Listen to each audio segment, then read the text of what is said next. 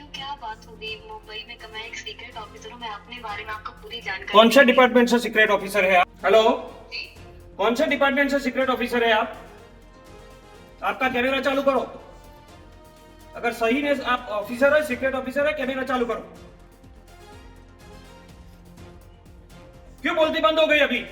बोलो ना, क्यों पुंगी बच गई आपकी?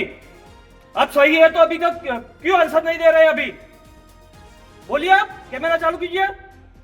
12 ડિસેમ્બરના રોજ સવારે 10:30 વાગ્યે મહેસાણાના નિવૃત્ત અધિકારી રમેશભાઈ પટેલના મોબાઈલ પર એક ફોન આવે છે.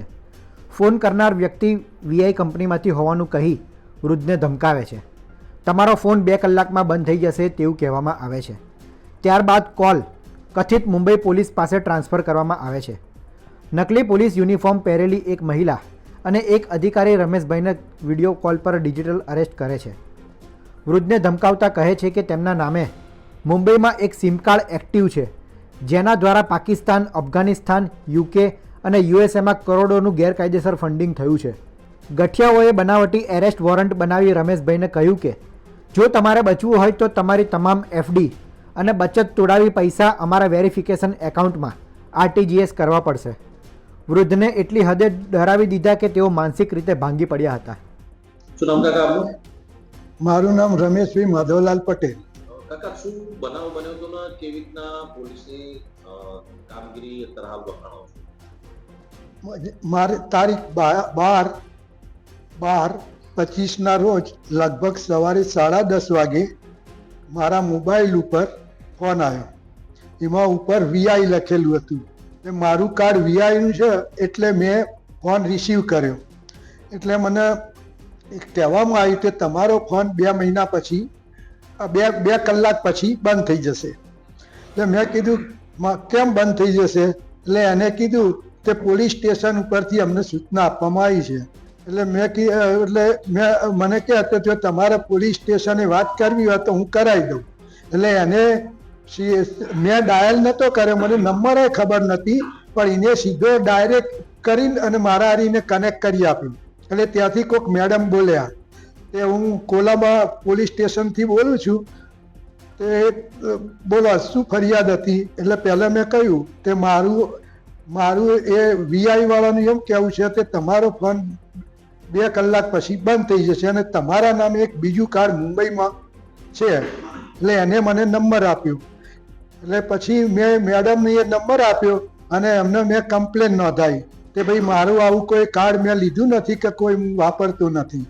બરાબર? એટલે મેડમ કહે 5 મિનિટ પછી હું તમને વાત કરું. ચાલુ રાખીને પછી મને એમને કહ્યું કે તમારા નામે એક કેસ નોંધાયેલો છે, અહીંયા તમારું ખાતું કેનેરા બેંકમાં છે અને તેમાંથી લગભગ કરોડો રૂપિયા પાકિસ્તાન, અફઘાનિસ્તાન, યુકે, યુએસએ એમાં ટ્રાન્સફર થયેલા છે. એટલે અફઘાનિસ્તાન અને પાકિસ્તાનમાં જે પૈસા જ્યાં છે એ અમારું માનવું એવું છે કે તમે આતંકવાદીઓને મદદ કરી માટે તમારું એરેસ્ટ વોરંટ નીકળ્યું છે, જે મારી પાસે છે અને તમારી ધરપકડ થશે.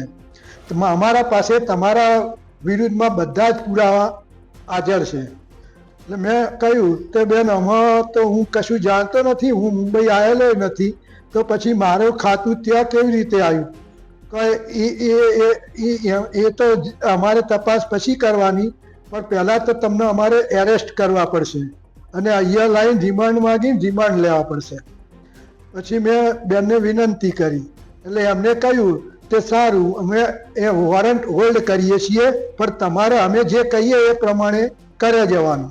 એટલે મેં કીધું સારું. એટલે એમને કહ્યું કે તમારા પાસે જે બી એફડી હોય, મ્યુચ્યુઅલ ફંડ હોય કે જે કંઈ પૈસા હોય એ બધા તમારું ખાતું ક્યાં છે? મેં કીધું બેંક ઓફ બરોડામાં. તો બેંક ઓફ બરોડામાં તમે એ ખાતામાં બધા જ રૂપિયા જમા કરાવી દો. એમના કહેવા પ્રમાણે મેં લગભગ 65 લાખ રૂપિયા એ ખાતામાં જમા કરાવી દીધા.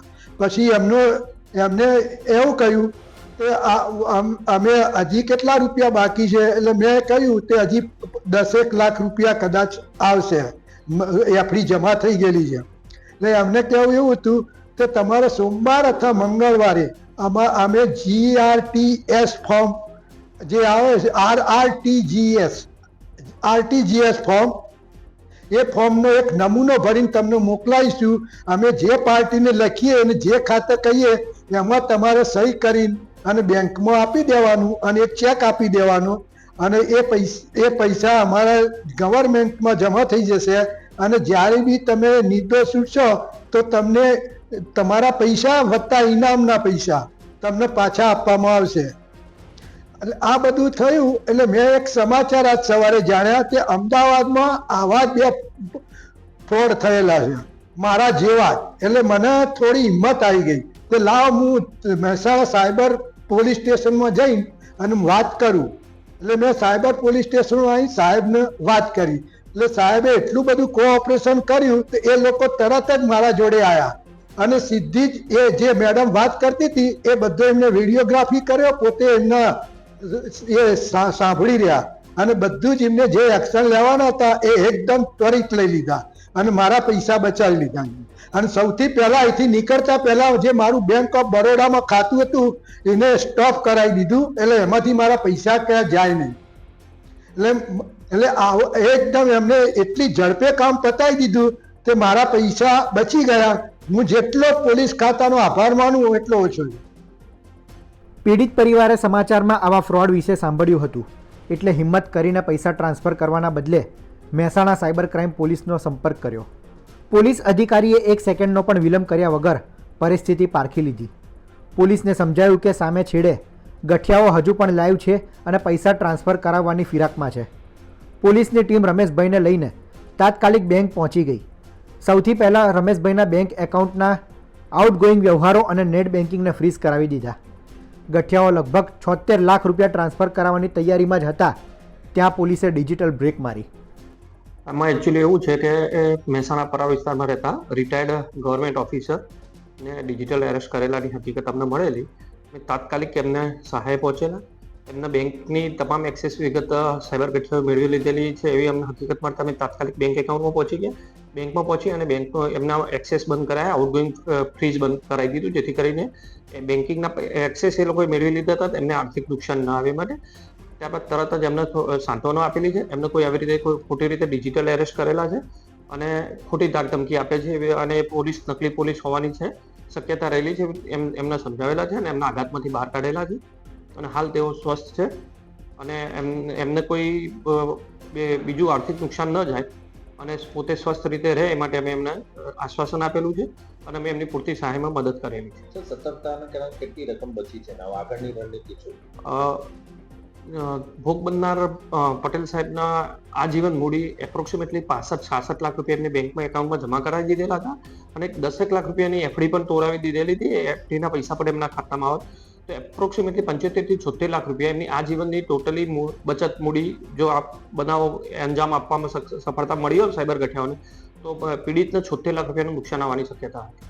હવે આગળની શું તજવીજ? આગળ અમે આમાં અમારા તરફથી જે કંઈ વિગત મેં કલેક્ટ કરીને કેવી રીતનો આ બનાવ બનેલો છે ને એમાં અમે કેવી રીતને એમાં આગળની ઘટિત કાર્યવાહી કરી શકીશું તેની આગળ કાર્યવાહી કરવામાં આવશે.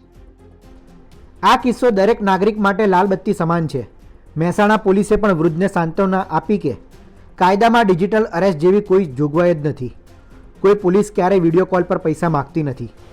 સાયબર ક્રાઇમ પોલીસે સ્પષ્ટ કહ્યું છે કે આવા કોઈ પણ કોલ આવે તો ગભરાયા વગર તુરંત જ નજીકના પોલીસ સ્ટેશન પર અથવા 1930 પર સંપર્ક કરવો. મહેસાણાથી સંવાદદાતા મનીષ મિસ્ત્રીનો રિપોર્ટ, ગુજરાત તક.